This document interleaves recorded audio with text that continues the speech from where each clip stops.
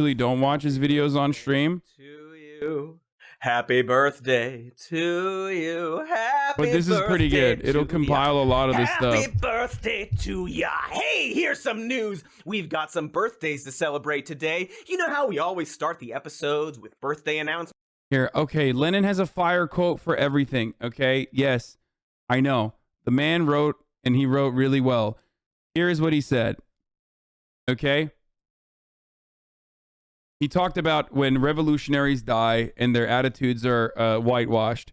During the lifetime of great revolutionaries, the oppressing classes constantly hounded them, received their theories with the most savage malice, the most furious hatred, and the most unscrupulous campaigns of lies and slander, just like MLK.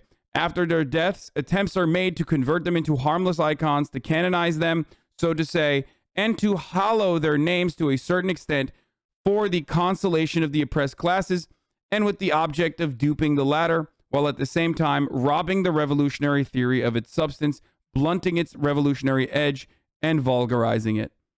Okay? Today, the bourgeoisie and the opportunists within the labor movement concur in this doctoring of Marxism. He's talking about he's talking about revisionists.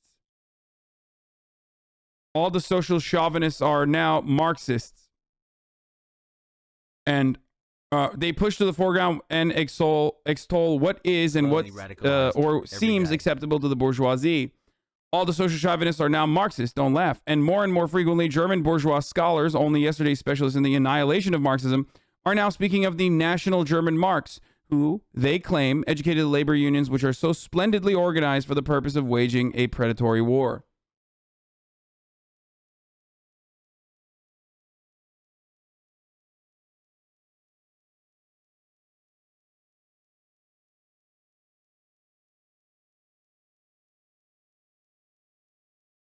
Who is this Lenin guy? He seems to be spitting.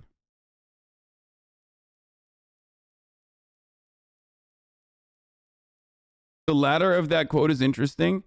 The latter of that quote is the social democratic movement historically and even at that time working to undermine actual communist and actual socialist organization in Germany. That's what that is. That's what that is about. He's saying that because SOCDEMs were able to, in Germany, in German politics, actually reach by way of trade unions and by way of union organizing and as a basically a fucking countermeasure to like actual robust and oftentimes maybe even violent communist revolutionaries, was given a bone. So the German Social Democrats were seen as the German Social Democratic movement was seen as a successful one, as opposed to the utopian goals and that are often violent of the communist movement and the Communist Party. That's why you hear a lot of people here say, even to this day, a lot of neoliberals will turn around and be like, the Social Democratic movement, which completely handicapped and made themselves and basically busied themselves with like fighting other leftists or actual fucking communists straight up, and even led to the assassination of Luxembourg.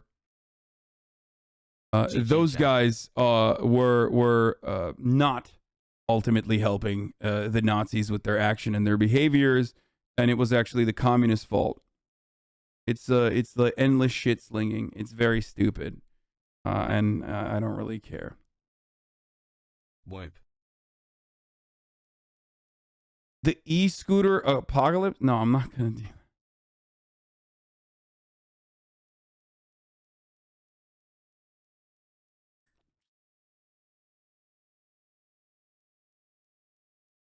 Did Marx or Lenin say anything about Funko Pops? Yeah, they love Funko Pops. You've all seen this. You all know we do this. So, a very happy birthday to National Treasure Betty White, who turns 100 years.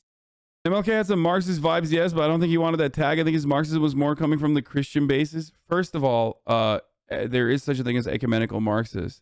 But also, I wonder why MLK did not want to say he was a communist or a Marxist at a time when, like, that was literally a slur akin to his black identity. Like, you're talking about a time when America during Red Scare was already fucking locking up, jailing communists. You know, the real cancel culture.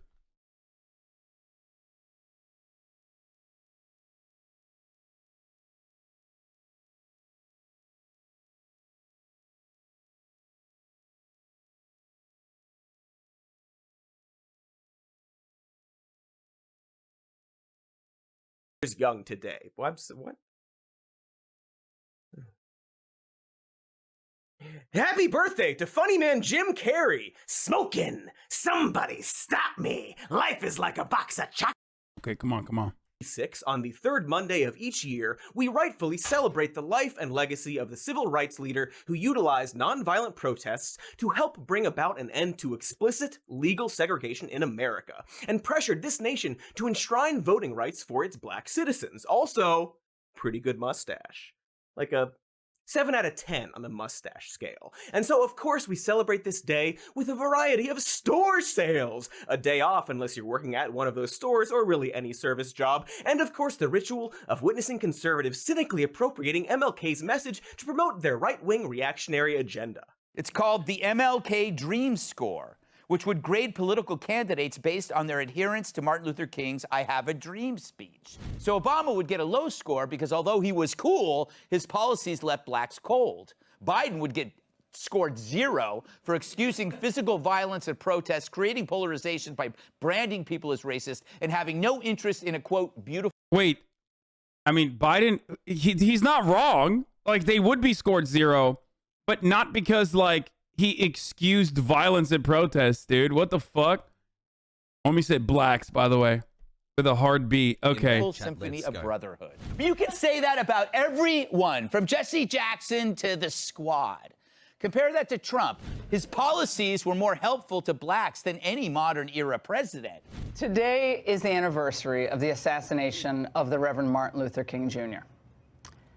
I was thinking, like, if he were alive today, I wonder what he'd think about such dismissive comments and about a Democrat Party that believes it can regain power. Dude, they're such fucking demons, dude. These are the exact same people disseminating the exact same sentiment that led to MLK's popularity being like fucking 20% approval rating at the time of his assassination, okay? It's so fucking crazy that they can spread this rhetoric in the most disingenuous capacity. By living in a constant state of protest or racial hatred and denial. Every one of us has a right to equal treatment by our government. That right is guaranteed by our Constitution. It's the heart of countless laws passed with well-deserved fanfare by our Congress over many decades. That right is inscribed on a monument on our National Mall to the Reverend Martin Luther King Jr., who would be shocked and disgusted if he watched Susan Rice on television today. Well, going forward, she announced this afternoon, quote, every agency in the U.S. government, a government that is, by the way, the largest and most lavishly funded organization in human history, every one of them will, quote, place equity at the core of its policy design, specifically and for the benefit of, quote, marginalized communities. Now, Susan Rice's speech was carried live by many news outlets, but as far as we know, not a single one of them paused to ask what exactly she was talking about. Now, in Vermont, they are saying that you need to be a person of color, or you don't get to get in that line. How do you react to that? Well, you know, this whole identity politics stuff is poisonous. You know, if Martin Luther King, Dr. Martin Luther King were here today, he would be absolutely offended. You know, he wanted people to be judged by the character and not by the color of their skin. Okay, pause it! Sorry to interrupt this proud American tradition, but I have to. Quick recap. So apparently, Donald Trump is the modern-day embodiment of Dr. King's philosophy. MLK would have hated protests for racial justice and would have been shocked and disgusted and I guess confused by the very notion of equity. And of course, he would have been absolutely offended by... Yeah, you know, he totally just like definitely did not lead a movement for that very specific purpose. Which is pretty funny. Hasan Piker's a fork biter? Okay, dude, come on. The We're doing idea something that a else right now. vaccine rollout would prioritize communities that disproportionately suffer from the negative health consequences of a novel virus. You know, silly consequences like hospitalization and death. Yes, I'm sure the man who stated that, quote, of all the forms of inequality, injustice in health is the most shocking and inhuman, would be absolutely offended by the very idea that a state government might prioritize life-saving vaccines for the most vulnerable populations, particularly the Black community, who it turns out are at much greater risk of catching COVID due to the fact that they are less likely to be able to work from home, more likely to live in multi-generational households, more likely to rely on public transportation, and then on top of that, disproportionately suffer from comorbidities such as diabetes and heart disease and have less access to quality health care, which puts them at much greater risk of dying from COVID, you know, because of that pesky long and enduring legacy of racism in this country. Anyway, happy MLK Day, a holiday that comes with just as much accurate historical context as Columbus Day and Thanksgiving, because we live in America, you see, surely, you see. You know, I kind of feel like MLK would be more absolutely offended by the fact that over 50 years after his death, also known as an assassination, the same health disparities that existed in the 1960s continue to exist in the Black community to this day. That day being January 17th, 2022. A year we once assumed would have flying cars and robot sports. Where's my damn cyberball? But instead have many of the same tragic inequities from back when computers were the size of living rooms and films were tackling the controversy of interracial marriage. Right, Sidney Poitier died too. That sucks. But hey, at least we solved the interracial marriage stuff. No? Still struggling with that too, huh? Okay, well.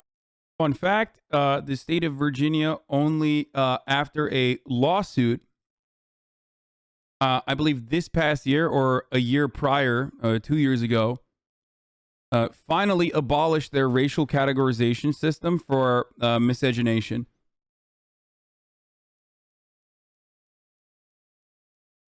Yeah.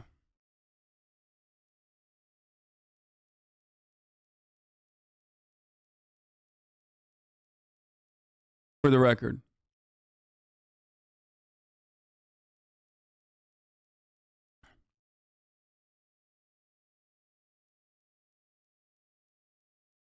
Well, again, America. But I'm getting sidetracked.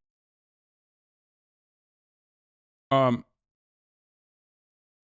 those of you who don't understand what I'm saying, in the state of Virginia, if you were to get married to someone outside of your race, there was a categorization system that wrote specifically what your miscegenation looked like what your race mixing looked like, with very outdated racial categories. Hold on.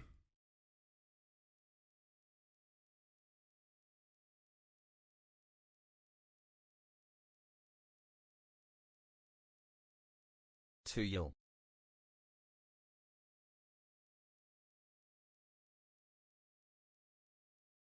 And I'm not talking about the Loving case. Hold on. No, I'm not talking about the Loving case. Not the famous love. Obviously, I'm not talking about the famous one. I am talking about. Stuck inside due to an ice storm. Appreciate you getting me through this time with brain rot. I'm not going to read them, but.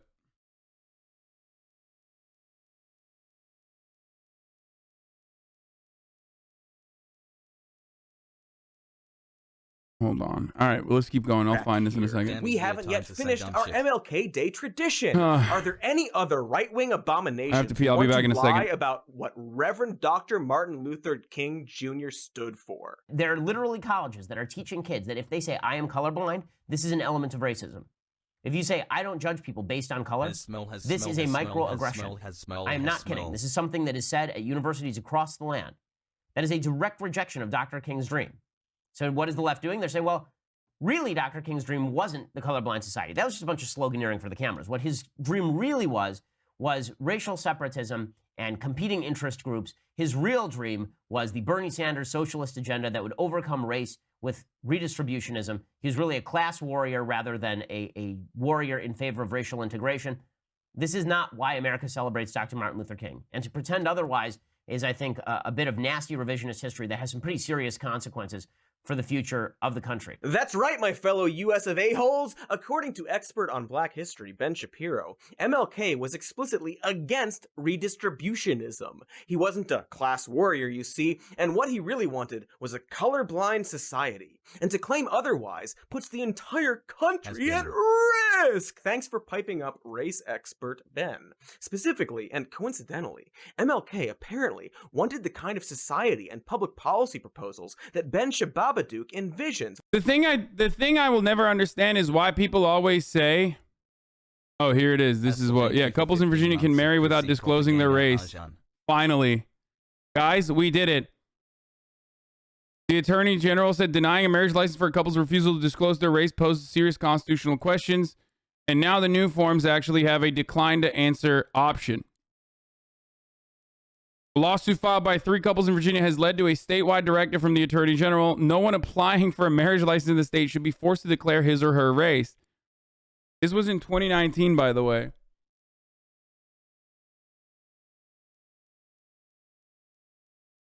Have you peeked Shababo? Yeah, this is where we learned the new like racism weebs actually have different terminology.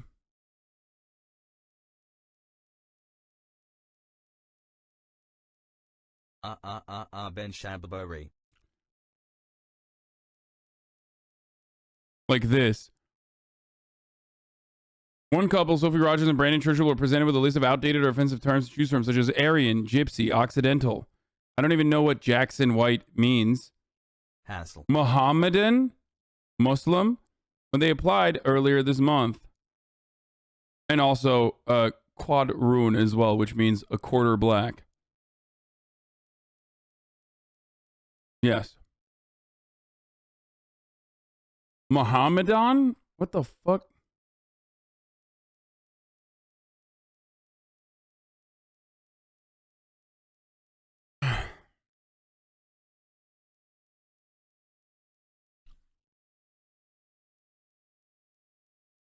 So. 15 months Bog. Thanks for the brain rot and Ray Grahams. Let's continue. Wow, how lucky for Ben. Only wait! Perhaps this Ben Shapipu fellow isn't right after all, and we'll get to that. But our special angry boy is at least right about one thing. Broadly speaking, Dr. Martin Luther King Jr. is not celebrated in this country for his promotion of wealth redistribution. But perhaps he should be, because wealth redistribution is absolutely something that he advocated for. In fact, there are a whole bunch of things that MLK believed in and fought for that he is not celebrated for today. But maybe, possibly, definitely should be. And yet, considering how frequently and consistently and mercilessly conservatives invoke Dr. Martin Luther King to justify their agenda, you could be forgiven for believing that he was a free market-loving libertarian. At least forgiven a little bit? Just a bitty?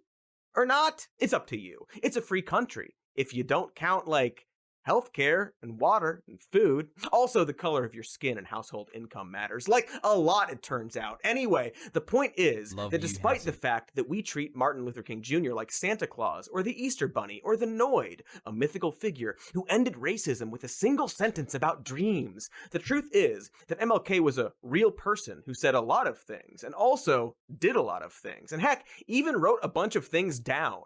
And if you actually look at the things he said and did and wrote during his too short life, you will find that he was far more extreme than the conventional wisdom would have you believe. Dude, just the things that he said that actually led to the New York Times op-ed board writing an anti-MLK piece. The things that he said on Ho Chi Minh and the Vietnamese liberation alone would put him in contemporary terms at odds with, obviously, the American State Department and their imperialist interests, as it did back then, and also would cause every fucking white neoliberal on the internet to say he's a tanky and to say he's like, unacceptable, and that like all of his work is actually bad because he's anti he is like pro Vietnam, pro North Vietnamese liberation, and he's a communist. By any measure, Reverend Dr. Martin Luther King Jr. was a radical leftist, and this is why the right-wing appropriation of MLK is so reprehensible. You will call MLK Crusty for sure? You are such a fucking idiot, dude.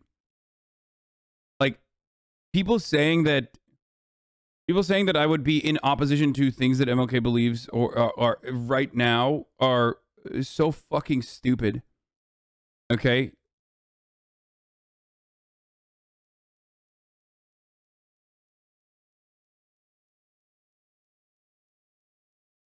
He was not an anarchist. And it doesn't even matter. Because the things that he talks about, I agree with now, even when most people still don't. So I don't know why you're saying this. Like, most people still to this day either have completely fucking memory hold his attitude towards Ho Chi Minh or are completely oblivious to it. And that kind of attitude, when discussed in public, is still one that draws a lot of ire from the average American. Dr. King and the War, his opposition to the U.S. role in Vietnam, said to her position as rights leaders. 14 months of being radicalized. Purgatorium.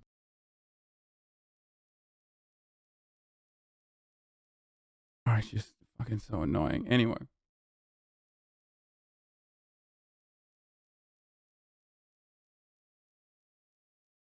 Dude, I don't know who this person is, but internalized. Can I make you a hog with VFX? All you need to do is get your face away from the mic.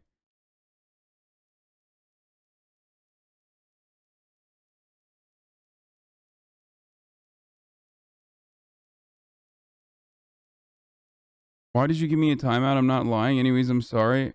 I have ASD and I'm not good at making friends. I'm sorry. I guess I only wanted your recognition.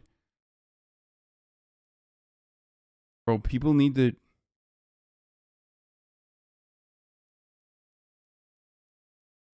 Dude, chill out, dude. Okay? Just step away from the fucking keyboard, okay? Please. For your own good. Hi, Hassie, I have 100 because points. Will you it's let a me lie. ban a chud Specifically, please? It's a lie that they are desperate to propagate. After all, the actual principles and policies that MLK believed in and fought for are completely at odds with conservative ideology. This beloved and vindicated historical figure just so happened to promote ideology that would set the GOP firmly on the wrong side of history. It seems damning. The kind of thing you might have to do a bunch of weird lies about if you're the conservative type. Now, you might have noticed that all these clips that I've shown you of right-wingers invoking MLK have centered around a single speech of his, but even more specifically, a single line from that speech. Because I have a dream that my 4 little children will one day live in a nation where they will not be judged by the color of their skin, but by the content of their character. I have a dream today.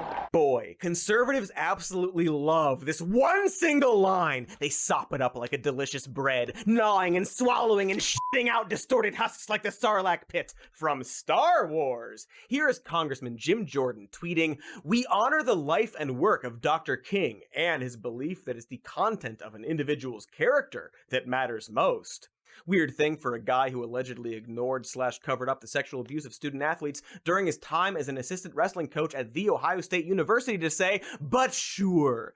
Honestly, Jim, maybe not a great move promoting the idea that people should be judged by the content of their character. Doesn't seem like that version of the world would work out for you, what with all the stuff I literally just said. But anyway.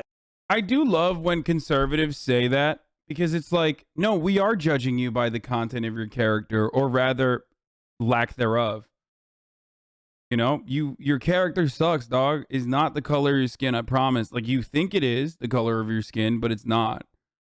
It's just like your attitude, the things that you've done. You're a bad person. That's why we don't like you. I'm judging you because of the content of your character. You have no character. You have no morality. You're a bad person through and through. And yet, conservatives absolutely love invoking the legacy of MLK against current movements for racial justice. Here is former Congressman Joe Walsh tweeting, "In fact, if he were alive today, Martin Luther King Jr. would lead an All Lives Matter march on Washington, D.C. Would be..." The funniest part about this is that, like, they did that, okay? They actually did that.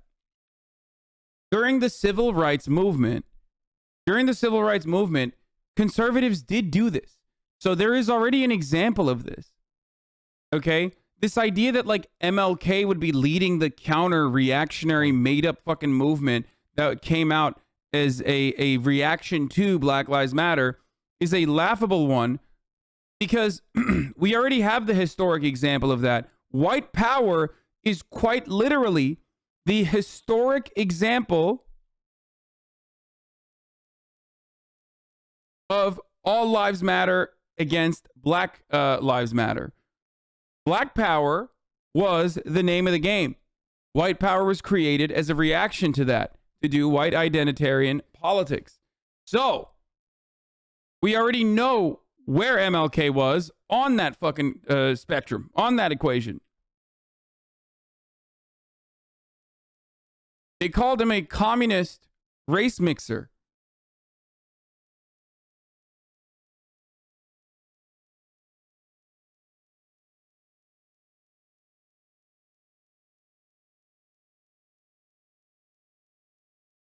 Wonderful. Yikes and fuck.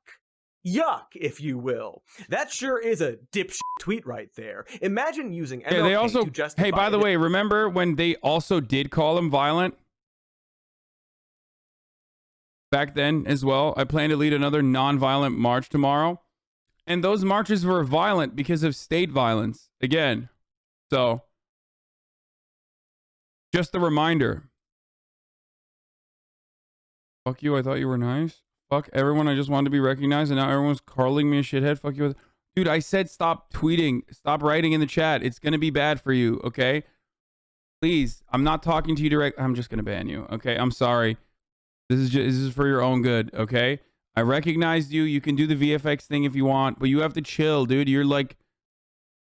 You're... Just, you know... Cool off a little bit. And chatter, stop making fun of this person, okay? You guys are being so weird. You're literally just like him or her or them, okay? You are just as needy as that person. And oftentimes have the exact same kind of neurodivergence that that person just openly admitted they have. So for you to then turn around and fucking shit on him and bully him is pretty weird. Okay?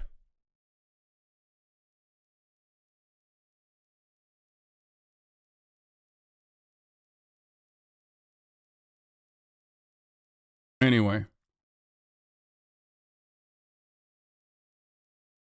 I don't like when you guys do that.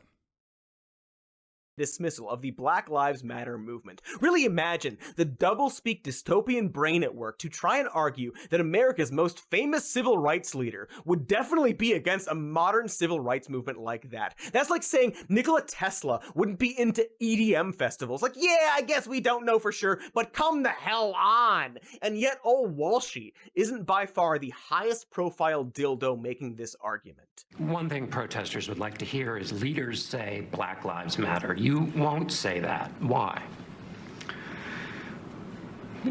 All my life, I've been inspired by the example of the Reverend Dr. Martin Luther King Jr. Ah, yes, former talk radio host and Vice President Mike Pence. I'm sure Martin Luther King would have hated the phrase Black Lives Matter. Somebody told a lie one day. They couched it in language. They made everything black, ugly, and evil. Look in your dictionary and see the synonyms of the word black.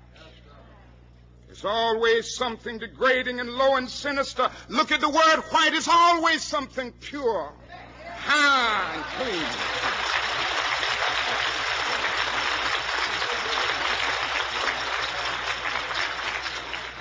I want to get the language right tonight.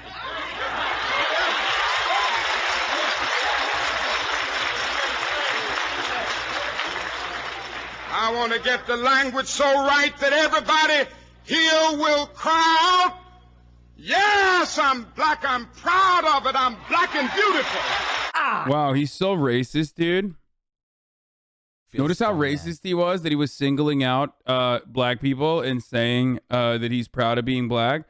Why can't white people say that about being white? Oh, wait, that argument that I just conducted is exactly the same thing that people are saying now with All Lives Matter, and that's precisely what they said back then. That is exactly at the heart of the fucking white power movement. That is exactly what they did back then, and they're still doing it. The only difference is that they've gotten better at propagandizing in a more inclusive capacity. And the only reason why they can propagandize, they have to propagandize with a more inclusive capacity and say all lives matter instead of like white lives matter, for example, is because we are living in the post-civil rights movement era. Okay, so there was at least some level of success within the civil rights movement. And that is the reason why it has to be more insidious. The racist, agitated propaganda has to be more insidious and has to be hidden. Jeez, Marty, did you not hear what Joe Walsh and Mike Pence said? Not very colorblind of you to say that black is beautiful. Did you ever consider the idea that all skin colors are beautiful? God damn, do these conservatives love quoting this one line? It's like a rite of passage for them. They think of it like a magic spell they can use to minimize any and all prominence of racism in America. It is the I have a black friend of political sentiment. Because if America was a racist country, like some people say that it is, Arbery's killers would not have been found guilty by a nearly all-white jury in Georgia. Now, most Americans, people of all races, truly believe in and are inspired by Dr. Martin Luther King's. Dude, I fucking hate Tulsi Gabbard so much. And every single one of those Tulsi simps that are delusional and brain dead, they quietly admitted that she was bad. Some of them did. Some of them still advocate for her. Some of them quietly admitted that she was bad and just moved on to the next fucking annoying little shit stain like fractionalist reactionary grifter content that they can advocate for.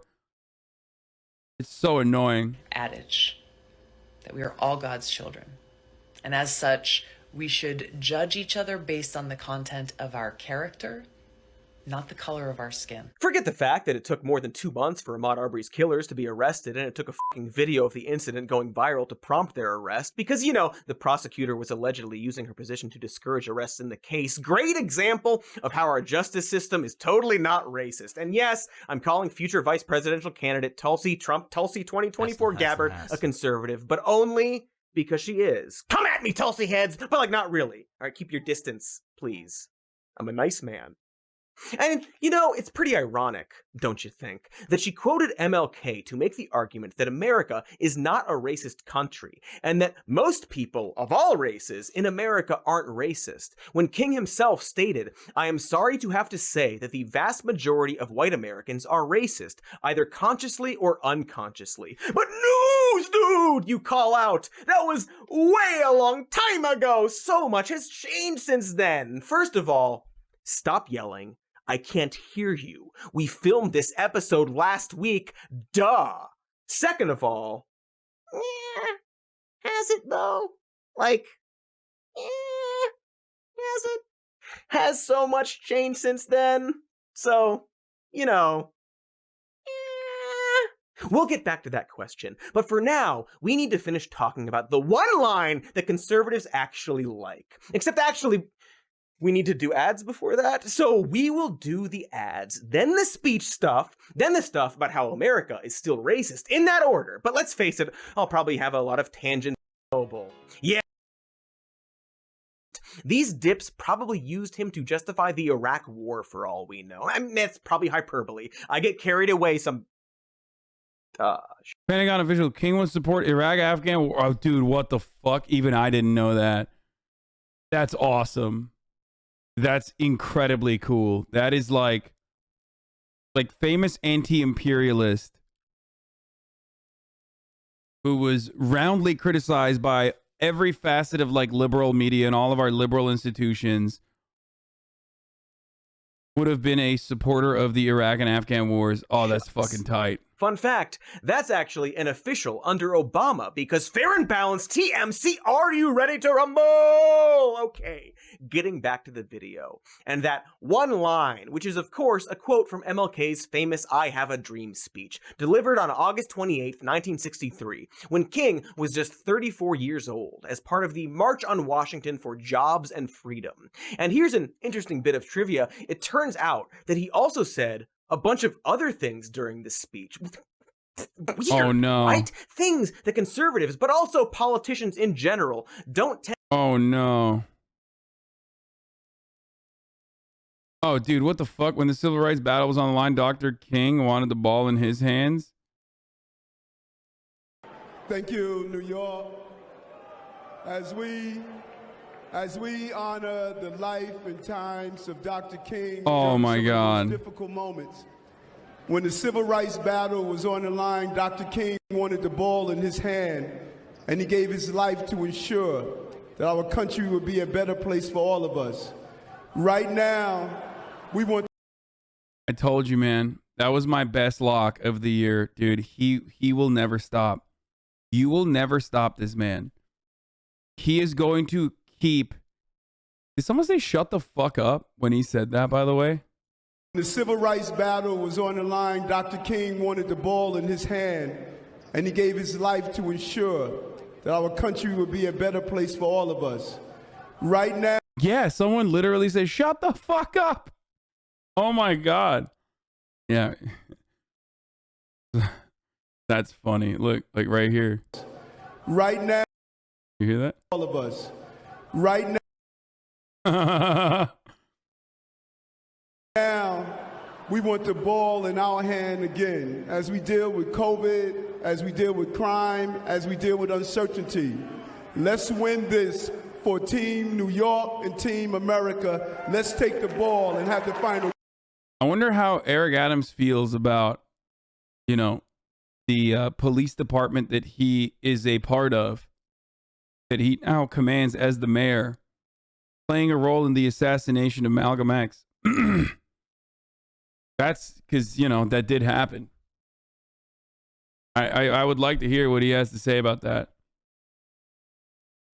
Anyway, he's great at tend to memeing. mention nearly as much. 100 years later, the Negro lives on a lonely island of poverty in the midst of a vast ocean of material prosperity. America has given the Negro people a bad check, a check which has come back marked insufficient funds. So we've come to cash this check. You know what's funny that people haven't done yet, and I don't want to speak this into existence, but I could see conservatives starting to use the N-word again, but not like the soft A or hard R, like, you know, the N-word that is black for Spanish, right? I could see them calling black people that N-word to be like, well, MLK said that. You know what I mean? Yeah, the O one, the O word. Well, MLK used it. Or is it black for Spanish? Spanish for black. A check that will give us upon demand the riches of freedom and the security of justice. There are those who are asking the devotees of civil rights, when will you be satisfied? We can never be satisfied as long as the Negro is the victim of the unspeakable horrors of police brutality. I wonder why they don't like to quote those lines. And for some historical perspective, here's a picture of birthday girl. It's crazy how racist MLK was right there, by the way. Did you guys notice that? Did you guys notice how crazy racist he was there when he's talking about like police brutality against black people? No, I'm still gonna act like he would be in support of an all lives matter reactionary movement. Girl Betty White from the same year MLK gave that speech. She is older than me in this picture. Boy, that's actually recent, isn't it? It's like, despite the grainy black and white footage and our inferior dildo technology back then, within the scope of American history, this wasn't actually all that long ago. And yet, at this time, less than 60 years ago, Jim Crow segregation laws were still alive and well, making it legal in many instances to discriminate against someone based solely on the color of their skin. About 40% of the states still had laws against interracial marriage, and in much of the country, black Democrats be like, by any votes necessary? Yeah, ballot, dude. That's what he held here famously.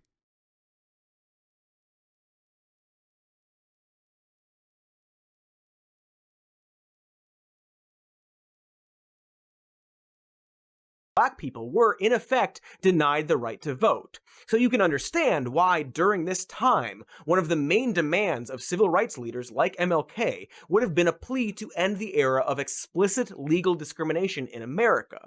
And one of the primary obstacles to achieving this goal was that many white Americans judged black people by the color of their skin, not by the content of their character, and therefore did not support the end of legal discrimination against black people. The notion that individuals should be judged by the content of their character, not by the color of their skin, is something that everyone should agree with. Unless you are a literal Nazi, then you should disagree on account of you being a Nazi and all that. It wouldn't be very consistent if you agreed, you Nazi. Ha, gotcha. What I'm getting at is that at the time, it was extremely necessary for MLK to promote this idea, but not only this idea. And by today's standards, judging someone by the content of their character is a much lower bar, because in theory, of course we need to judge people by their character over the color of their skin. Everyone decent knows this now. It's the type of message we've grown up seeing in 90s sitcoms. The whole world is messed up right now, and I would like to see that get better, but in order for that to happen, white people are going to have to start making positive assumptions when they see people of color. And people of color could make positive assumptions when they see white people. Man, things are just messed up. Huh. Wonder what that dude, I love show is. It doesn't matter. And boy, to be clear, not saying we like nailed it yet in terms of not judging people by the color of their skin. We still have a lot of work to do in that department. But even so, the process of discussing race needs to evolve and continue past this one line. I love the concessions that like every black person has to always give when talking about like racism in this country, especially in mainstream media, you know, in like liberal mainstream media, where it's like you can't just be like white people need to stop hating black people. You have to also be like, and black people need to stop getting angry at white people as well. It's like, dude, it literally is completely irrelevant to the conversation. Okay, the one part of that equation, the offending party there, okay, that actually has like significant consequences, material harm that they're able to cause, is the dominant idea of whiteness. It's just like, it doesn't matter. It straight up does not fucking matter. From one speech that MLK gave. And so still using this as a benchmark is like judging a television based on whether or not it features color. We're just way past that. But this is where conservatives seem to stagnate, and often jujitsu this one line against efforts to achieve better racial equality and pervert its meaning to further their selfish agenda. They twist a concept that promotes interpersonal respect, community harmony, and genuine equality into one that ignores the impact of history, dismisses the legacy of slavery and systemic racism in America, instead promoting myths about meritocracy. Only whites races exist. That's not what I'm saying. God's loophole, the poop hole loophole. What I'm saying is, and I've said this a million times over, people get really upset about that. Okay, Twitch is gonna fucking ban me for saying this again. You know what I mean? But on the one side, you have people's hurt fifis. On the other side, you have systemic racism. Putting those two in the same exact argument makes it seem like there is any kind of equivalence here, okay? But it's such a false one. And more often than not, it's a cynically applied false equivalence, which leads me to constantly say, that's bullshit, okay? Sure, be nice to white people, of course. Be nice to everyone, right?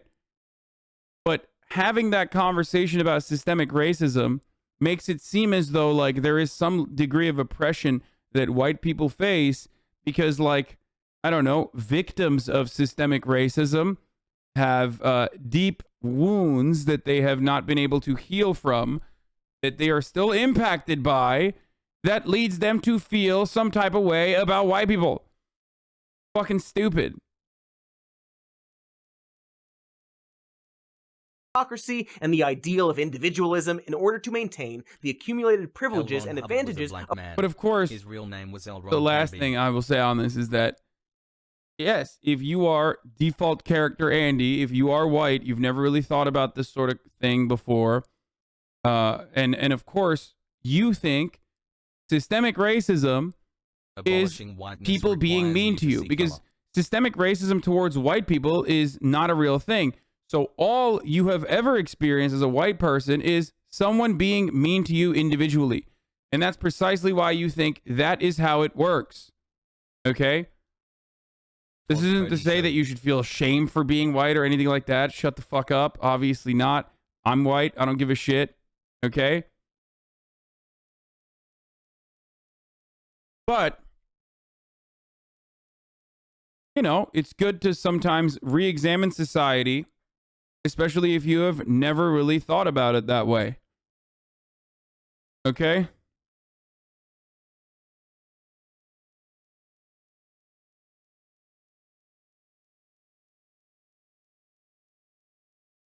Afforded by white supremacy, all in support of enabling the exploitation allowed by our current system of capitalism. You know, like making people work on a federal holiday celebrating a civil rights leader. Hey, speaking of that, fun, extremely ironic trivia for you. It turns out that this holiday was started by this guy.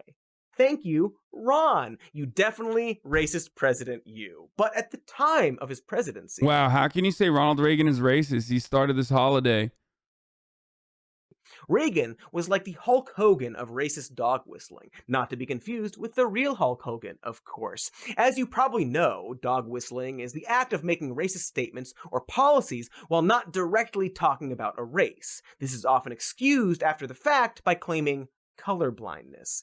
See, this twisting of the statement that we should judge each other by the content of our character and not by the color of our skin is what's often used to promote this concept of colorblindness. Deployed in a political context, this claim of not seeing race is utilized to obscure the role of history and systems on the life outcomes of groups that have been socially and legally disadvantaged, and instead place the burden of success solely on the individual members of those groups. So what do you as an individual black person do to change your life? And I don't think it's helpful. And in fact, I think it's actually quite hurtful to spend an enormous amount of time talking about the legacy of discrimination and racism instead of talking about what can you do right now to fix your problem. Ah, yeah! Thanks to Black History Professor Ben Shapiro. Glad you keep showing up. Miss you. Love you. You see, not only is it not... The funniest part about this is that, like, the hyper-individualistic attitudes that conservatives preached for a very long time are completely meaningless, because when it comes to their own in-group, they talk about systemic issues all the fucking time. White people are oppressed. Okay? Ben loves talking about how Western culture, which is superior, is under attack by immigration. Western culture superiority is undermined by immigration, undermined by liberal degeneracy, moral decay. Same things that the Nazis said, by the way, of course. So just a fun little reminder for that. He wrote entire books about that. But ultimately, that's, he loves also talking about systemic problems all the fucking time. Except those are red herrings, and they're not actually real systemic problems. They are completely made up systemic problems. There's no empirical evidence for it. As a matter of fact, the only time Ben talks about social issues is often bastardizing the actual empirical evidence to suggest exactly the opposite thing that Ben Shapiro is saying, but he'll still use it by cherry-picking data points regardless. Like the classic, gay parents are worse for the child's development overall. There is no evidence to suggest that gay parents are worse than straight parents. Okay, as a matter of fact, there's empirical evidence to suggest the exact opposite, that gay parents and straight parents are the same on child's development, on the development of a child, and that it does not matter. But Ben will lie about that all the fucking time. Why? Because he's a homophobe. And then he will turn around and say that it's systemic changes that are ruining your life. Anyway, let's continue. Helpful to spend an enormous amount of time talking about the legacy of discrimination and racism, but it's actually quite hurtful. It's all up to the individual, apparently. What are you doing right now to fix your problem? There is a lot of evidence, actually, Law, of what? The only evidence is that lib-hog propaganda, stream TV shows and get banned, Poggies, mouthpiece for propaganda, propaganda machine, why Antifa attacked Capitol on January 6th. This is so... Oh my God, dude, I love that. This dude said Antifa attacked Capitol on January 6th. That's crazy when, like, the Oath Keepers are now considered Antifa. Okay, love to hear what kind of evidence this fucking dickhead has. Lib-hog mouthpiece, there is evidence. There's evidence that there's evidence that gay parents are worse parents overall than straight parents. Please explain where you got this evidence from. No, what you are going to state is that single-parent households actually are worse than two-parent households. And the obvious reasons for why that is the case is because we live in a capitalist society. Single-parent households, unfortunately, do not have the same level of disposable income. Single-parent households also do not have the same level of... single-parent households do not have the same amount of free time to be able to divide labor amongst both parents. And that's precisely the reason why single-parent households lead to worse parental outcomes than two-parent households. But that says nothing about gay parents or straight parents. As a matter of fact, evidence suggests, like I said, the exact opposite. You could say there's evidence, but there is no evidence.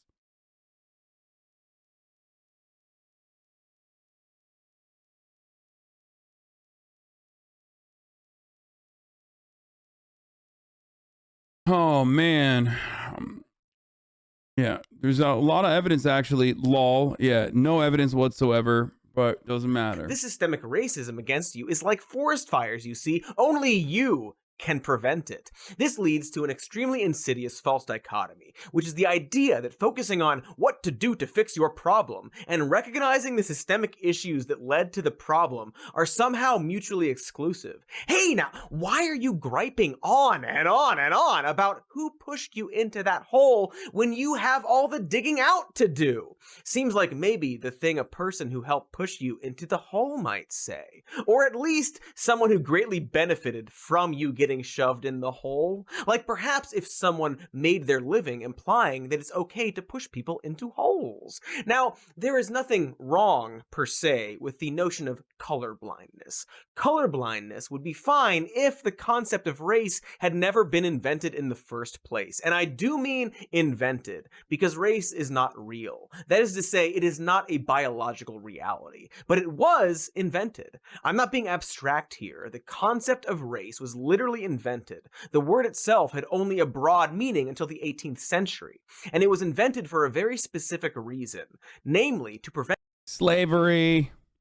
Enslaved Africans and European indentured servants from forming coalitions over their shared economic interests in opposition to the wealthy ruling class that was exploiting their labor during the early days of colonization. Not sure who the official inventor of race was, but I'm guessing he had a name like George or Andrew or Fish or Chips.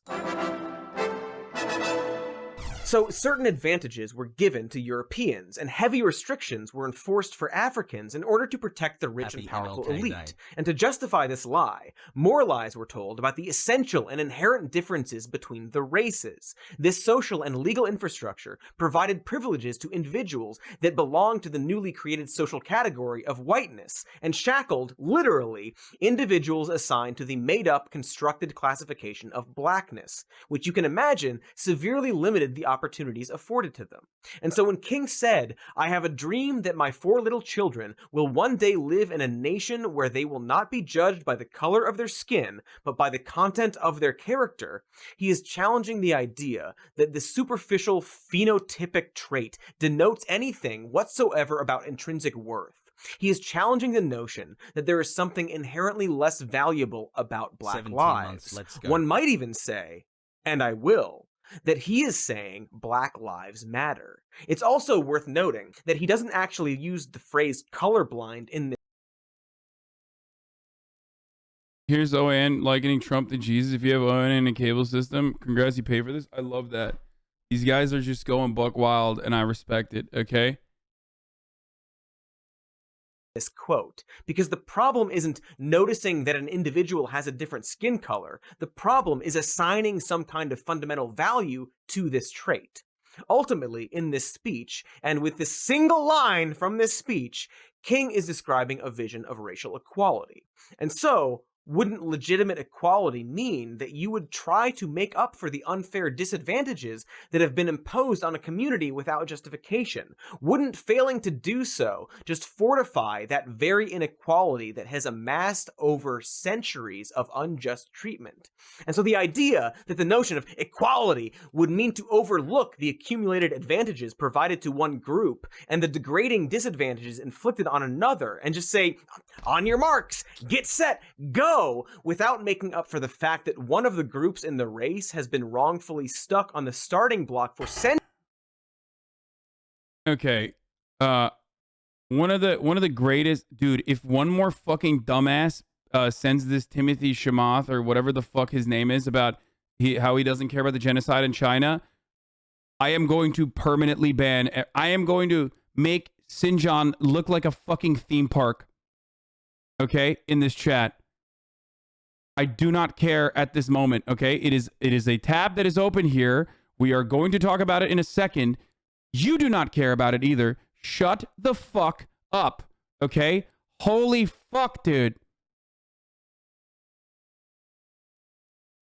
You will wish you were under the oppressive thumb of this Chinese surveillance state going to a re-education camp by the time I'm done with you.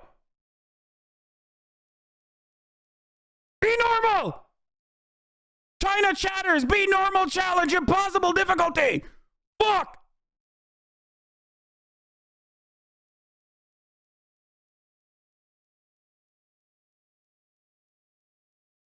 Everybody, it's like the biggest news story of the day, dude. It's like, no, it's dumb as fuck. God damn, dude. You know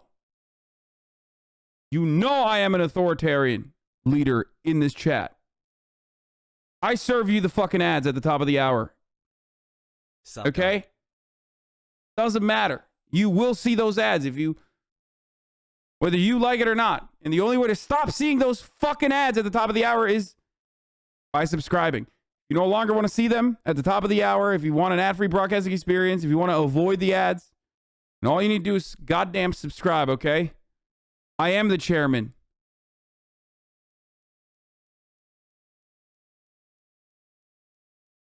You can also get gifted a sub if you're lucky, but if not, you have to make your own luck with $5, or if you don't have $5, for free with a Twitch Prime. Here's the 1 minute ad break now. Centuries is, and I don't want to sound extreme here, unreasonable.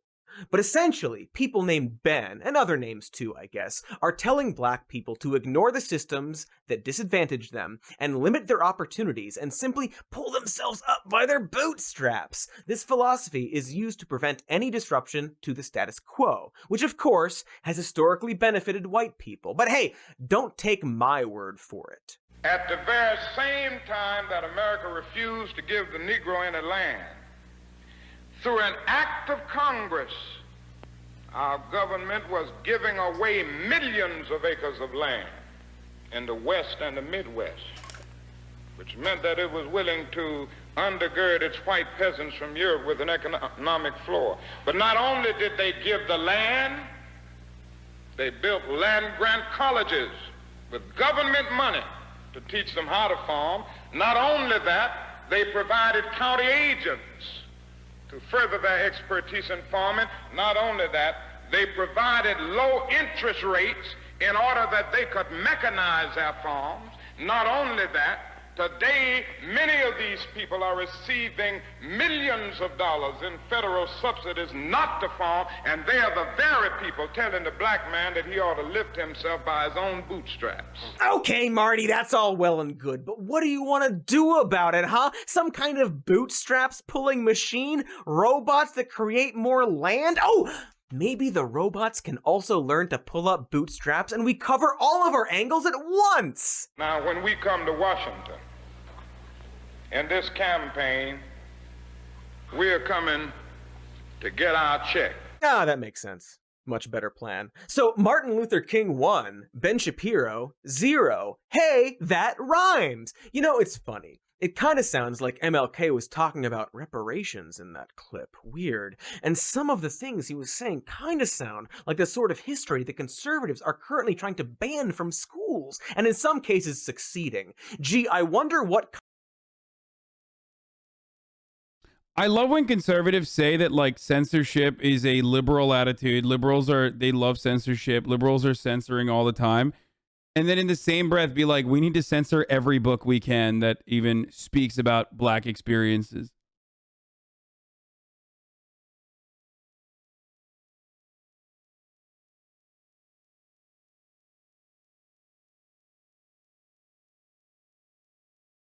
I've said this time and time again. Do not be duped, ladies and gentlemen, NBs. When Republicans cry about liberal censorship, they're just using that as a vehicle to further spread propaganda.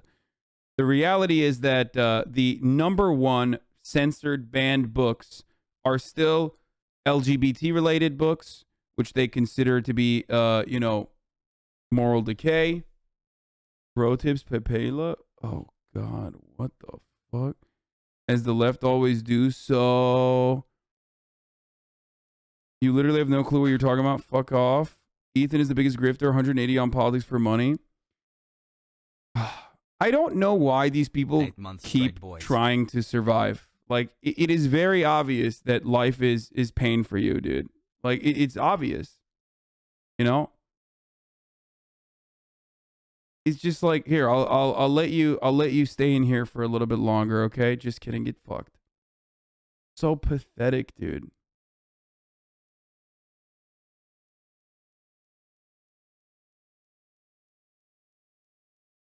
Listen.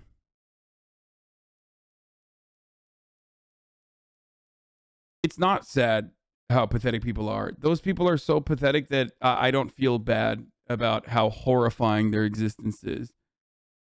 Like, a person that still considers themselves to be like a terminally online far-right person, you know what I mean? Person who, like, still watches, like, Sargon of Akkad. Like, that dude is literally, like, one fucking bad day away from just, shutting everything down, okay? Ending it all. Like, Ethan, who? That N-word guy? Yeah, dude, that's who we're talking about. Most famous for saying the N-word. I went to the synagogue that was like, your life is horrible, dude. It's so sad. It's so fucking horrible. During the crisis. You have also helped me become more nuanced about such situations. Thank you. Anyway, these people are clearly underage since they've spent enough time to make an account and spent time pissing streamers off. Clearly shows they have enough time to not work, therefore. Okay, so what I was gonna say is, like, so many people, so many fucking people love saying the left is actually the censorious ones. The left is actually the censorious ones, while simultaneously fucking doing censorship. Okay? That is what you're doing. Everyone does it. That's my point. My point is everyone does it. The left does it. The right does it. It's about who you're doing it towards, why you're doing it, and the whole, like, oh, they love fucking pulling. They love pulling, like, old fucking quotes of people who have changed from their prior attitudes and being like, nope, doesn't matter. You said this, so you're fucked.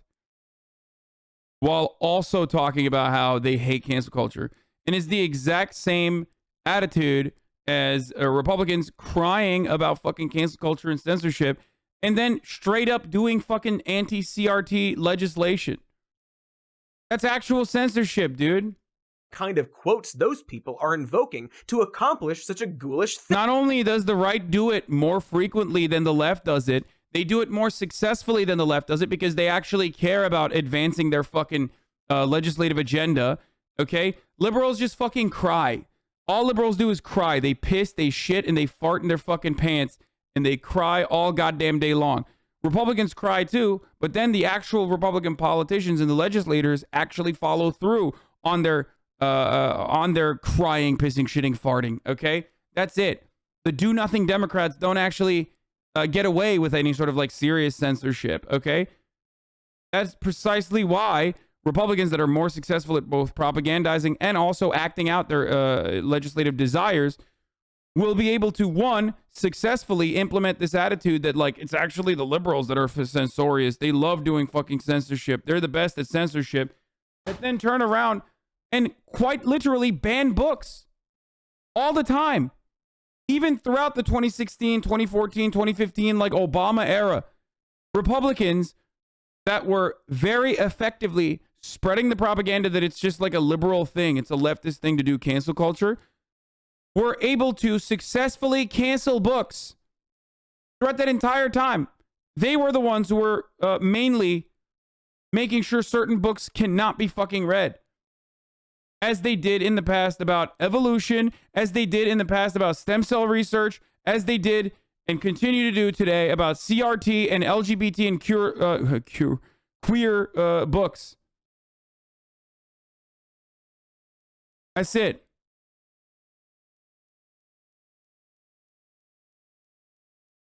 Thing. We're trying so hard to live up to those immortal words of Dr. Martin Luther King Jr., who implored us to be better than we are, to judge one another based on the content of our character and not the color of our skin.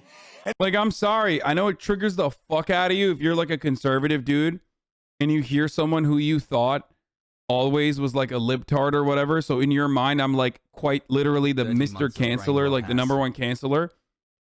But here, take this pill, okay? It's a hard to swallow pill. Have it. You love cancel culture in the exact same way that those fucking blue-haired SJWs do, okay? You love it. You live for it. You love it when your side is doing it to the liberals. You love it. It's the most engaging, entertaining team sport that you can ever have, okay? Take it. You are no different than the blue-haired SJW. The only difference is that, like, you know, you don't have blue hair. That's it. You fucking shriek way harder. And ultimately, at least a blue-haired SJW is like advocating for shit that, you know, impacts their life personally, right? A lot of times they're fucking emotional, but they're emotional for a good reason. They're emotional because, like, you know, people are attacking her for being gay. You are just triggered because, you know, people are learning about black history in schools. That doesn't touch you. That doesn't hurt you. That doesn't harm you. And so let me be clear. Let me be clear. On day one, we will not have political agendas in the classroom, and I will ban critical race theory. Yum, yum, yum. What a surprise. That was, of course, the newly inaugurated governor of Virginia, Glenn Youngkin, who ironically assumed office on MLK's actual birthday just 2 days ago on January 15th. Youngkin won the governor's race, in part, by hyping the manufactured hysteria over critical race theory. And not to be outdone, Florida Governor Ron DeSantis has taken things even further and introduced, big eye roll incoming, the Stop Woke Act, allowing parents to sue over the teaching of critical race theory in schools. And how did he unveil this new bill? You guessed it, he also invoked the words of Martin Luther King. You think about what MLK stood for. He said he didn't want people judged on the color of their skin, but on the content of their character. You listen to some of these people nowadays, they don't talk about that. Boy, I kind of fucking hate that. The sadistic cynicism of conservatives quoting MLK to justify a ban on the supposed teaching of critical race theory in schools. Which will ban MLK from schools. Like, and it doesn't matter. It doesn't matter. They know they're hypocritical. It doesn't fucking matter. So please, I beg of you, all of these motherfuckers in the chat that like actually think these dudes are being serious, they are not, okay? They know what they're doing. Most of them know what they're doing, or they're too stupid to understand that they're being duped, okay? There's just no reason to like seriously engage in these motherfuckers. Just humiliate them. The only reason to ever debate a dude like that, who is very clearly engaging in this like incredibly bad faith argument, an incredibly bad faith interpretation of like MLK's legacy, is just to vilify them, humiliate them ritualistically, embarrass them in front of their friends and family to a degree where like it's so horrible for them to show face ever again. Okay? That's it. And you do that so you feel better about yourself. Okay? No other reason. You're not going to be able to debate them into legitimately changing their point of view. At that stage, either they're too fucking stupid that they've been duped by people like Ron DeSantis, and you know, it's going to be pretty hard to shake that shake that fucking baked in white supremacist attitude. Okay? Or they're doing it cynically.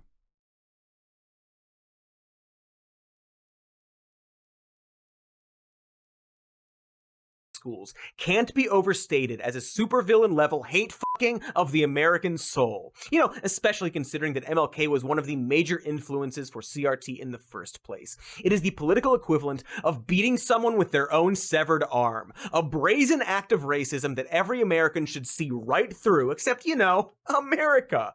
And the appropriation of MLK's words to push the anti-CRT agenda is not isolated to just these two behemoth stains. Once and future President Donald Trump stated, critical race theory is a Marxist doctrine that rejects the vision of Martin Luther King Jr. House Minority Leader Kevin McCarthy said, critical race theory goes against everything Martin Luther King has ever told us. Don't judge us by the color of our skin, and now they're embracing it. That's right, Kevin. That one sentence is everything Martin Luther King ever told us. It's their mantra. They love it. And it. They the words from every position. This one part of a single speech, always used for some variation of the idea that we shouldn't go out of. Is there a reason they're trying to ban CRT in school because they're trying to keep away the Smash Pros to protect the children? What? Oh. Good one. Our way to give anyone special treatment, because that's what MLK wanted, they shout, internally praying that no one actually remembers the specifics of what the civil rights leader believed in, or the fact that he explicitly addressed this in the fourth and final book he wrote before he was assassinated, writing, "The white liberal must affirm that absolute justice for the Negro simply means, in the Aristotelian sense, that the Negro must have his due. There is nothing abstract about this. It is as concrete as having a good job, a good education, a decent house, and a share of power. It is, however, important to understand that giving a man his due may often mean giving him special treatment." Ah, geez, what about the content of the character and all of that? How can you possibly justify giving a specific race of people? I can't believe Cody Johnson is doing CRT right here. This is called critical race theory.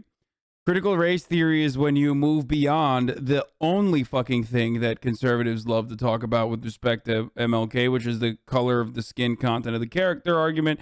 Anything outside of that would be considered critical race theory, and Martin Luther King would be very upset at you for even discussing it. He would hate if you were to talk about anything other than the bastardized singular quote that you have of him that you use once a year, every year.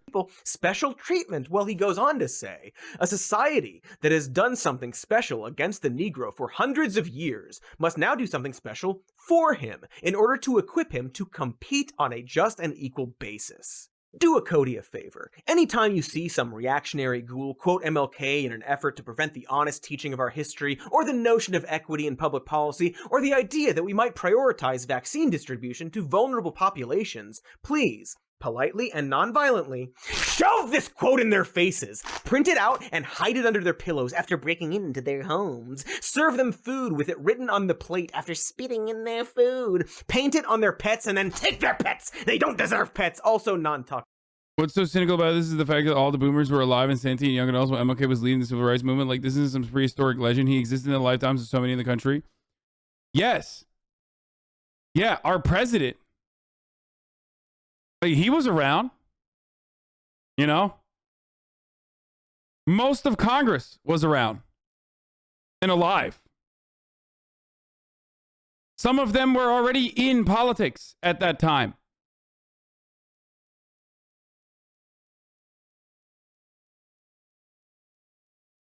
Toxic paint. Beginning their careers. Bombard them with this quote until they are forced to, at minimum, admit that what they really feel is this. And yes, Martin Luther King Jr. was a mixed bag when it came to What? Martin Luther King Jr. is a mixed bag? Also, what is this? What's this background? this stuff. Because the idea that King didn't want special treatment, or for America to teach the systemic racism in this country, or wanted to encourage bootstraps pulling, or any of these other things we hear from the GOP. Charlie Kirk be like, MLK was a mixed bag, bro. And I think love we've that. pretty much proven that here. And boy, that sure makes you wonder, what else are they lying about? What are some of the other things MLK stood for that perhaps the GOP loves to downplay? We should probably explore that in due time, like in the time it takes to watch these neat ads. Oh boy, ads! MLK loved ads, you guys. He with the GOP today, or also the entire country when MLK was alive. Because despite the reverence we now hold for Martin Luther King Jr., it turns out that in his time, he was an extremely controversial figure. In fact, at the time of his death, aka assassination, MLK had a 75% disapproval rating. That is higher than this fascist smudge at any time during his presidency. And you know, this guy's incompetence led to the unnecessary deaths of hundreds of thousands of people, and he nearly ended democracy in America. Whoops! Trump once got on Air Force One with paper glued to his shoe, and yet still was more popular than King was. And when it comes right down to it, many conservatives disapprove of his most lauded accomplishments to this day. Through his efforts, MLK was largely responsible for pushing through one of the most significant pieces of legislation in American history, the Civil Rights Act of 1964, which ended segregation in public places and banned employment discrimination on the basis of race, color, religion, sex, or national origin. It also banned private businesses that serve the public from discrimination, and it's that provision that libertarians like Senator Rand Paul can't quite bring themselves to accept. If there was a private business, say in Louisville, say somewhere in your home state, that wanted to not serve black patrons or wanted to not serve gay patrons or somebody else on the basis of their on the basis of a characteristic that they decided they didn't like as a private business owner, would you think that they had a legal right to do so, to put up a "Blacks Not Served Here" sign?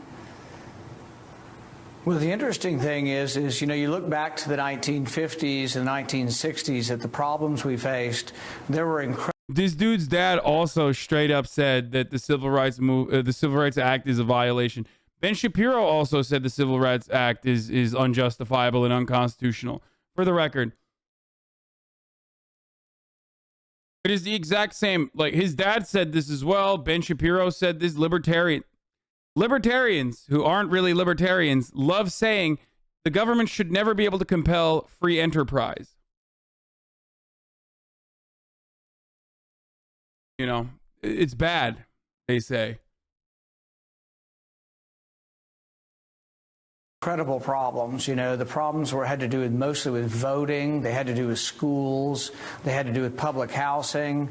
And so this is what the civil rights largely addressed, and all things that I largely agree with. But what about private businesses? I mean, I don't want to be badgering you on this, but I do want an answer. Do you think that a private business has a right to say we don't serve black people? Yeah, I'm not in favor of any discrimination of any form. I would never belong to any club that excluded anybody for race. We still do have private clubs in America that can discriminate based on race. But I think what's important about this debate is not getting into any specific gotcha on this, but asking the question, what about freedom of speech? Should we limit speech from people we find abhorrent? Should we limit racist from speech? Rand Paul had the freedom to catch these hands from his neighbor. That was pretty funny. Speaking. I don't want to be associated with those people, but I also don't want to limit their speech in any way, in the sense that we tolerate boorish and uncivilized behavior because that's one of the things freedom requires. A nice sidestep, Rand. Sure seems like you're cool with letting businesses discriminate based on race. But hey, that's what freedom requires, folks. The ability for the soul gas. Rand Paul's right. Dude, no, he's not, dude. No, okay, he's not. Thank God people like you were mostly just fucking people like you or people that have attitudes like you are dead now, thankfully. Okay, you can try to like revitalize that movement as best as you can, but most of you died. How? Well, you know, people usually die after the age of 85 to 90. Okay? What an idiotic fucking thing. Let me explain that the businesses should be able to have the right to discriminate towards black people. Please explain to me why the civil rights movement was actually bad, chatter. Debate away the civil rights movement, dude. Let's hear it, motherfucker. Go on. This is precisely why I say that the pussy-ass Republican Party did not go far enough in the abolition of slavery. They should have fucking razed the entirety of the South. They should have murdered every slave owner straight up, lined them up against the fucking wall, and killed every single American slave owner. Every single one. It is so stupid. You will never be able to fucking fix the permanent white supremacist attitudes that have been baked into all of our institutions because you will never take the action necessary. It is just the 100% truest statement. You cannot solve this problem when motherfuckers who still were like, yeah, I think, you know, it was cool and fine that we did the slavery thing, okay? When you are offering restitution to those guys after you fucking handed them the largest L of all time, they're going to keep running this shit. They are.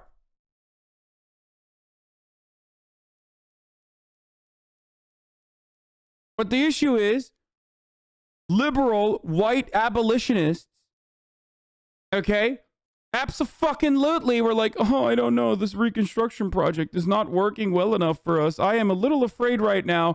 I don't know. I mean, it seems like there's a lot of chaos in the South. Maybe we should just like do everything we can to help those white capital owners.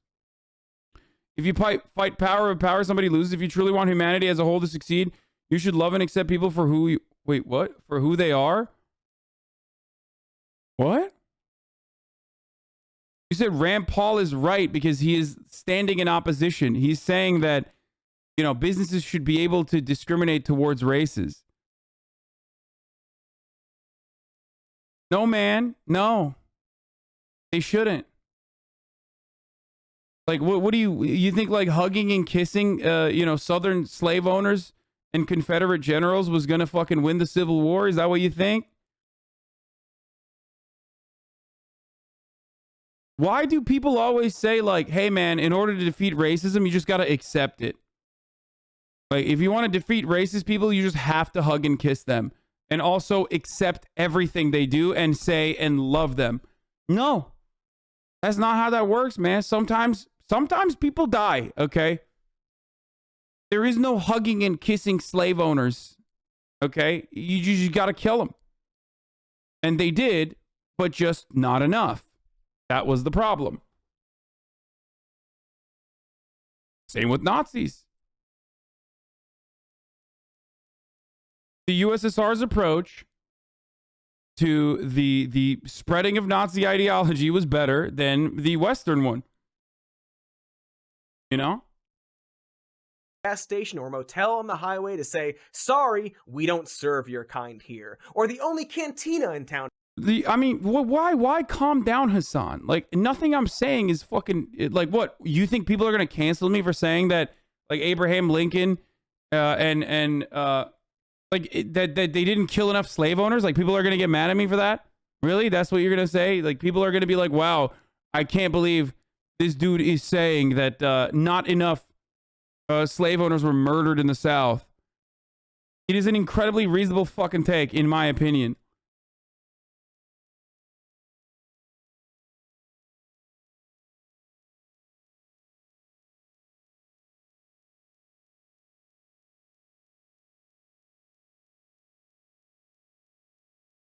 John Brown did nothing wrong. To say, we don't serve their kind here.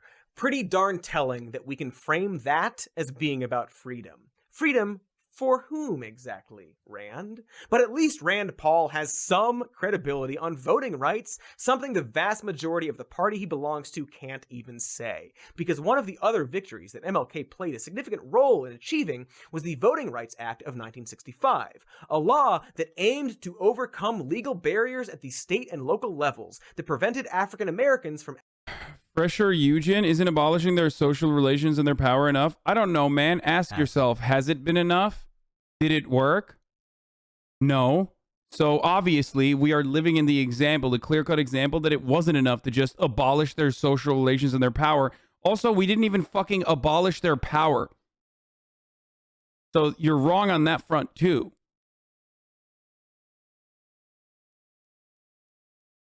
The only thing you did was like trigger them, you know, by allowing like some black Republicans to take like marginal power, fractional power every now and then, while simultaneously, you know, allowing a new social caste system to take the place of the prior caste system that was codified, okay, which it didn't even take too long to also codify the new social caste system with Jim Crow laws anyway. And then the government also gave money to the slave owners too. They appeased them, they hugged them, they kissed them. It is precisely the fault. Like that is exactly what I'm saying. When you hug, kiss, and you know, normalize slave ownership and those who actually got fucking obliterated.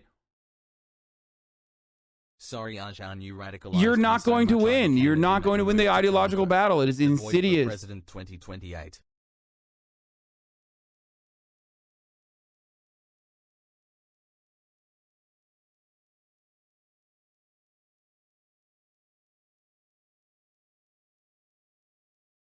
exercising their right to vote as guaranteed under the 15th Amendment to the U.S., a law that, coincidentally, has been gutted by conservative justices on the Supreme Court twice. First, in 2013, when the Supreme Court overturned the pre-clearance provision in the... By the way, this is precisely why we still unfortunately need... like, this is why it's laughable when people say, oh, dude, like, what do you mean? The Voting Rights Act? Like, we don't need that. Or, the civil rights, like, movement is silly. Like, you should not be able to compel businesses to do whatever. This is what happens in America when the Supreme Court acts on that desire, okay? The entire purpose of this, okay? The entire purpose of the Voting Rights Act, for most of you that probably know this, but maybe some of you don't, which is really important for this day and age right now, is to fucking literally slap local and state governments that consistently and continuously stop black people from voting, okay? By many different methods of voter suppression, okay? It is the federal control in the most like reductive way that I can describe it to you, and the easiest way to understand. It is basically just the federal government going, hitting you in the head and going, no, no, you have to keep letting black people vote. That's it. That is precisely what this is. But of course, the exact same arguments that like Rand Paul and numerous others actually try to, push against, I don't know, forcing businesses to serve black people is the exact same reason why this was completely destroyed, okay? The Voting Rights Act was gutted because they said, well, I mean, these states, do we even need this anymore? I mean, come on, racism is over. There's no reason to, federally make sure that states won't act out of pocket and stop black people from voting. Come on, no one would do that. Just kidding. That's precisely what they immediately did.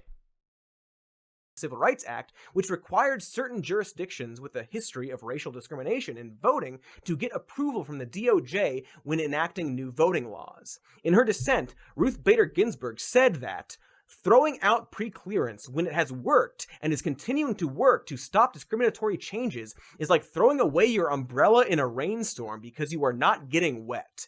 Great point, RBG. Still wish you'd retired when you had the chance. That would have been neat. But for his part, conservative Justice Antonin Scalia of Antonin Scalia Retire Bitch fame referred to the law as a racial entitlement.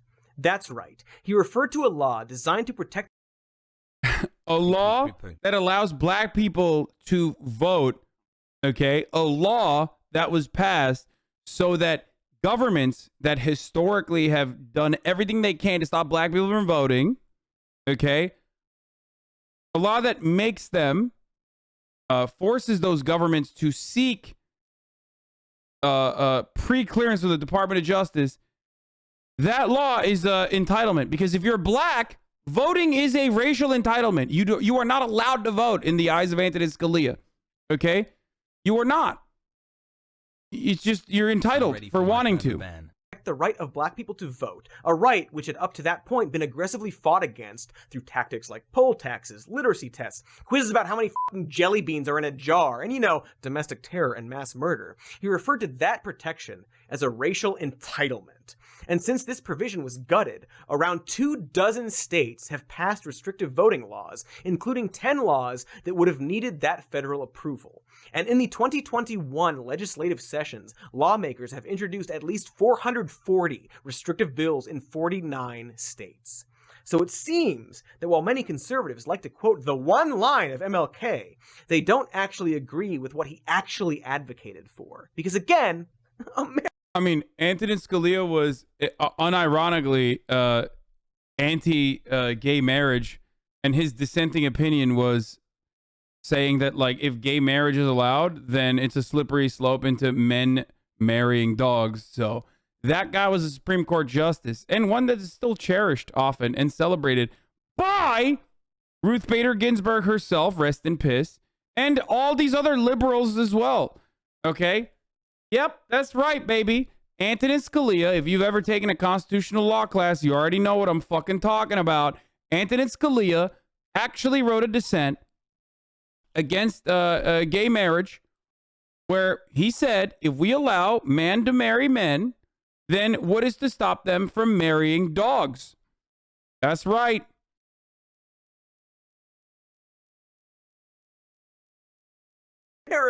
America loves propping these people up without actually respecting their message. We make them bumper stickers and tattoos. Is RGB really that bad? I mean, she sucked, of course. I mean, she's not great. No, obviously. She's like 700-year-old fossil, okay? So clearly, she's not great.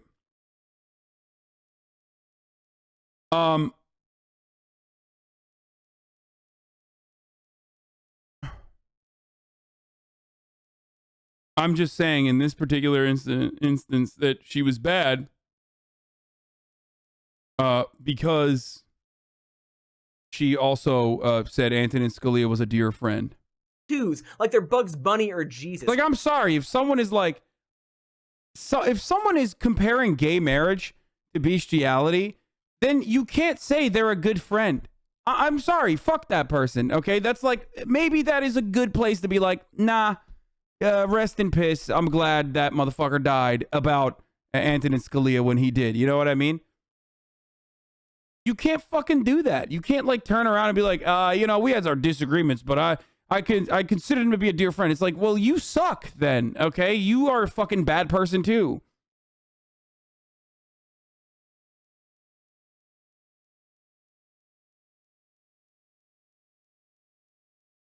Both of whom died for us and came back. And I say America specifically, because let's certainly not let liberals off the hook. You might have noticed that MLK's quote about how special treatment may be required to make up for the injustices of the past started out with a critique of the white liberal. Yes, it turns out that MLK had a lot to say about the white liberal and the white moderate. There is a lot that Dr. King asked. This is one of my favorite King quotes of all time, one that I've used many, many times over, which ironically people will literally fail to understand. This is probably the number one quote that that the people that it's directed against misunderstand it. Of a lot of people. And I think on this day meant to celebrate him, the question we need to ponder is, what exactly is Martin Luther King Jr.'s legacy? What should it be? And are we truly living up to it? And who better to answer that question than a guy who looks like me? Because the conventional narrative tends to go from his I Have a Dream speech and the legislative accomplishments of the Civil Rights Act and Voting Rights Act 3000 straight to his assassination. But MLK actually had a lot to say in the intervening years that we don't actually talk that much about. For starters, what did he think about the progress that had been made towards achieving his dream? I must confess that odd take that you can't be friends with people you disagree with. Hey, dumbass, I'm friends with plenty of people that I disagree with. That's entirely separate than someone who unironically is so homophobic that they say a man fucking another man is akin to a man fucking a dog. Would you be able to be friends with someone who is so racist that they think race mixing is the same as like a man having sex with a beast or an animal? Hasanabi. There are plenty of people who think that. As a matter of fact, that was the same exact argument launched against miscegenation back in the day. Okay? Do you consider all of those to be small disagreements? If that's a small disagreement, that says a lot about you, which proves my point. My point is that if you think that something that is a gigantic disagreement like that is a small one, then you are a bad person. Thank you for coming to my TED Talk. That's precisely what I was saying about Ruth Bader Ginsburg. I'm saying she's a bad person because she considered that to be a small disagreement. That dream that I had that day has at many points turned into a nightmare. Now, I'm not one to lose hope. I keep on hoping. I still have faith in the future. Funny you can say RGB was a bad person because who she said her friends were. Yet you are friends with Crotchy, someone who lied about getting vaccinated. People you said should be locked up. Yeah, she should have gone to jail for it, but she's already vaccinated, so there's nothing you could do about that. If you unironically think that that is a fucking solid comparison between someone who actually had the power to deny gay people the civil liberty of marriage to a person that lied, okay? To a person that lied about having a fucking vaccine when vaccines were not they were not being distributed yet. I don't know what to tell you, okay? But yes, she should have gone to jail for it all the same. I agree. I think that an Instagram model with Big Booba is the same as a Supreme Court justice with a lifetime appointment. I am a Twitch watcher. Future. But I've had to analyze many things over the last few years, and it was a test, not a vaccine, but close enough. I don't know what the over fuck the it was. last few months. I've gone. Oh, it was a test that she faked. What? It was she faked a test after getting vaxxed. Who cares? Wait, I don't know if that.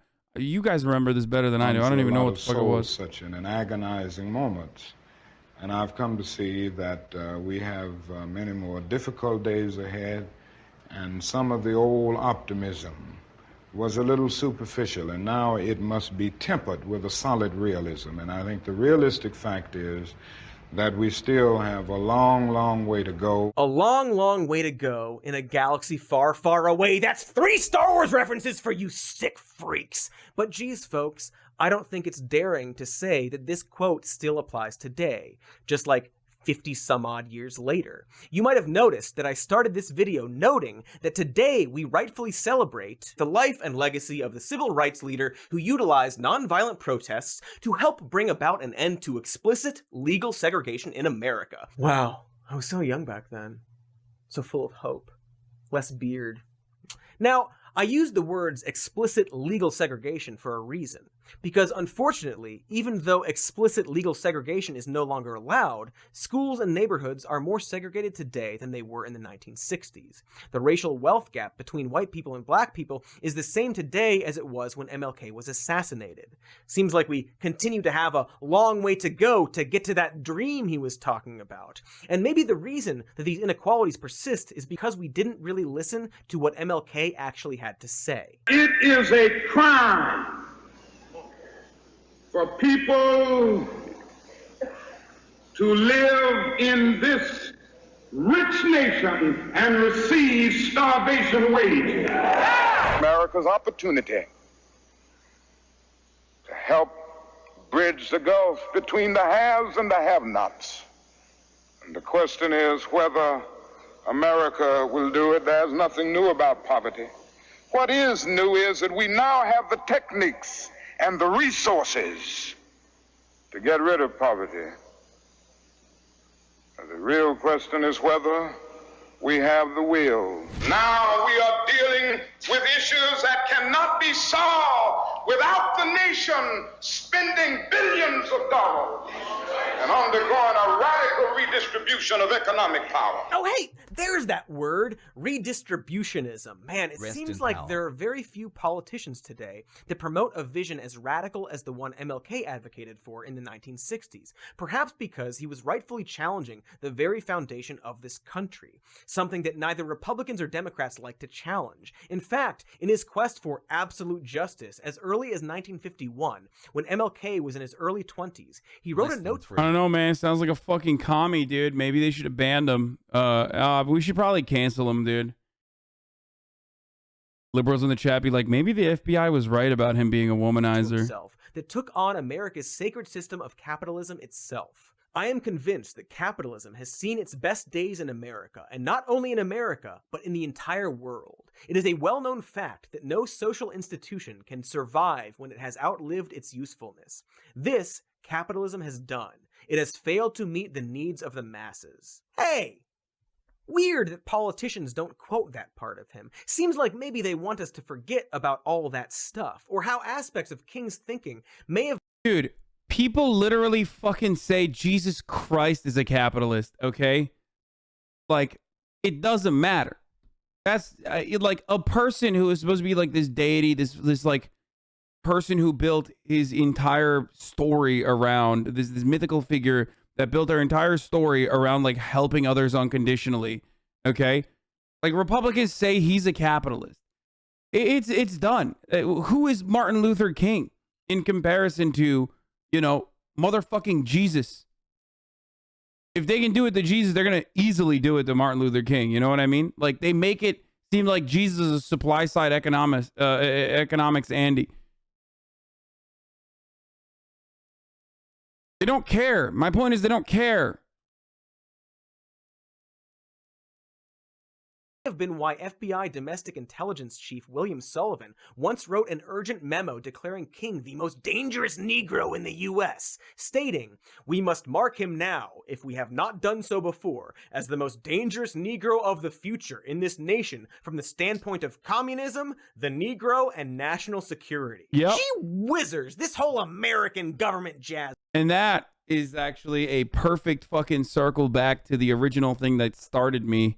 That made me angry this morning when we started, which was like, this is why the FBI lied about MLK, and you're still advocating and regurgitating that same propaganda that they admit that they disseminated. Wasn't too keen on this King fellow. This may have been why MLK was relentlessly wiretapped and surveilled by the FBI until his death, aka assassination. This may have been why the FBI wrote a letter to MLK, blackmailing him and urging him to commit suicide, writing, "There is only one thing left for you to do. You know what it is." You're being hypocrite.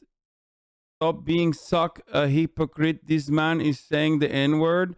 You're being hypocrite because he said N-word and he is white.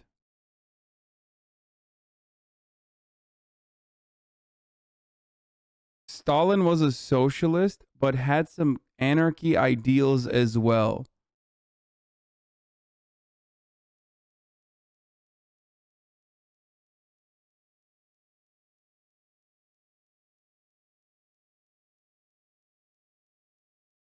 Jesus was Bernie Sanders, a Jewish socialist.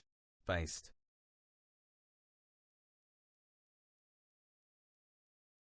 My man says Stalin had some anarchist ideals. Love that. You have just 34 days. You are done. There is but one way out for you. You better take it before your filthy, abnormal, fraudulent self is bared to the nation. Ah, but that's the old FBI. They smoked cigarettes and murdered aliens and junk. They wouldn't heavily surveil a civil rights movement today, right? Do we have an article about how they totally did that to the Black Lives Matter movement? I bet we do. Yeah, we do. There's the article about that. But it wasn't just King's critique of capitalism that made him the most dangerous Negro in the U.S., according to the federal government. Because MLK also stated in 1967 that the evils of capitalism are as real as the evils of militarism and racism. And so the thing that really put MLK in the hot seat was his courageous and wildly unpopular stance against the Vietnam War, and against war and militarism in general, or I guess— Oh, yeah, funny enough. Was his It's like when, funny enough that when you're an anti-imperialist, okay, when you're against American imperialism, the number one bipartisan thing that every American believes, American exceptionalism and American imperialism, all of a sudden even liberals start coming after you and say, no, no, no. Courageous and wildly unpopular stance against the Vietnam War and against war and militarism in general, or I guess he loved it, according to the Pentagon. And this stance, it's almost like he's not perfect. Wait, what? Do you think that I think that that is not that's an imperfection? Because you are very far removed from whatever circles you are in if you think that I would ever say that that is an imperfection for MLK. Stance on Vietnam, one of the best parts, that I and other cool people would argue has been proven correct upon even the lightest historical examination. Like, I think even Operation Dumbo Drop comes down on it, but also, who cares if it does? When a nation becomes obsessed with the guns of war, it loses its social perspective, and programs of social uplift suffer. This is just a fact of history, so that we do face many more difficulties as a result of the war. It's much more difficult to really arouse a conscience during a time of war. There is something about a war like this that makes people insensitive. It dulls the conscience. It strengthens the forces of reaction, and it brings into being bitterness and hatred and violence. And MLK's stance against the war is not the only example where he was ahead of his time. Can you explain why Biden wants South Carolina's black vote so heavily when he was so racist while Bernie literally marched with MLK? I don't know if you're like looking for a clip here or something, but you know, people vote in incredibly dumb ways. It's just the unfortunate reality. Like, that is just how it is. People did not believe that Bernie Sanders was going to be able to solve the number one problem that they had, which was defeating Donald Trump. Why did they believe that? Because their community leaders told them. Their community leaders that work alongside the Democratic Party. The media told them that Bernie Sanders was not electable. That's it. 20% of voters in the United States of America actually vote on ideological lines. 80% of voters, on the other hand, vote on team and partisan lines. That's it. They vote Democrat because they're Democrat. They vote Democrat and do whatever Democrats do because other Democrats have told them. That's it. The media that was backing Joe Biden and definitely was overtly and expressly anti-Bernie Sanders and quite literally said things along the lines of like Bernie Sanders is going to be a Nazi, okay, similar to a Nazi. That was MSNBC, by the way, not Fox News. Then did everything they can to portray Biden as like, you know, Barack Obama's best friend, yada, yada, yada. Jim Clyburn, incredibly important figure in the South, specifically in South Carolina, also promoted Joe Biden, and that's why people voted for him over Bernie Sanders. That's it. King advocated for a federal jobs guarantee and a guaranteed income, reparations, and, this is important, a massive government effort to entirely eliminate poverty.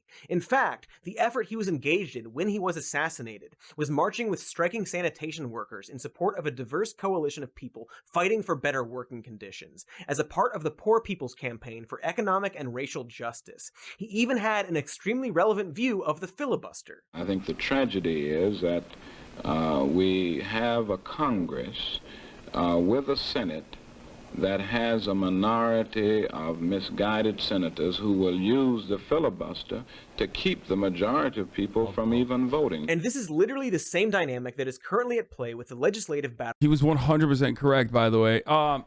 Kirsten Sinema would be like, sweaty, Martin. Sorry, but you're stoking racial divisions in this country right now, and I don't like that. You're being quite divisive, and I don't like that.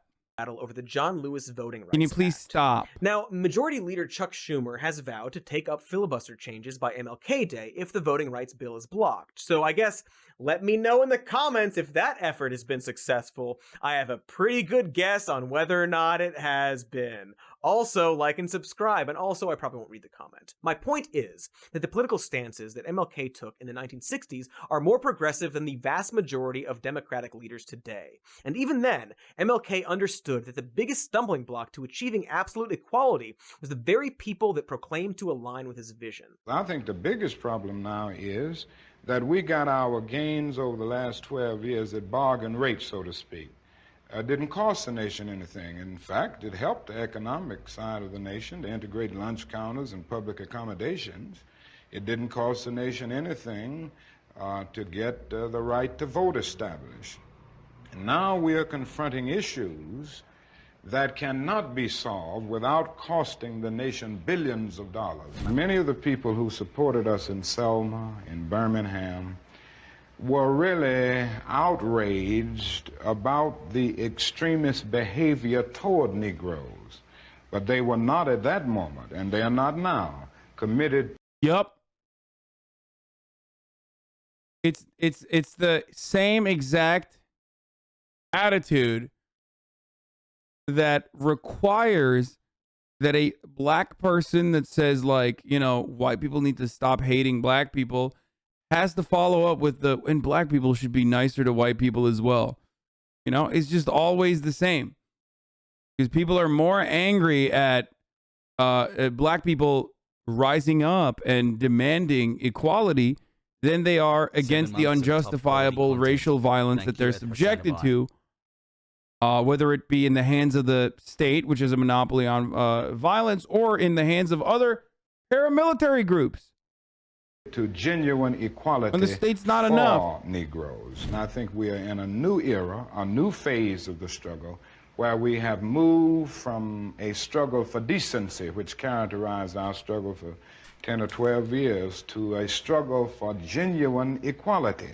And this is where we're getting the resistance, because there was never any intention to go this far. People were reacting to Bull Connor and to Jim Clark rather than acting in good faith for the realization of genuine equality. And so, while President Joe Biden may claim that he is committed to racial equality, he has still refused to cancel student debt, which would significantly narrow the racial wealth gap, something he could do today, this day, with a stroke of a pen. Or not, depending on who your favorite blogger is. In fact, after the largest sustained protest movement in American history, the Black Lives Matter movement in the summer of 2020, very little lasting concrete action from our government has taken place to achieve genuine racial equality.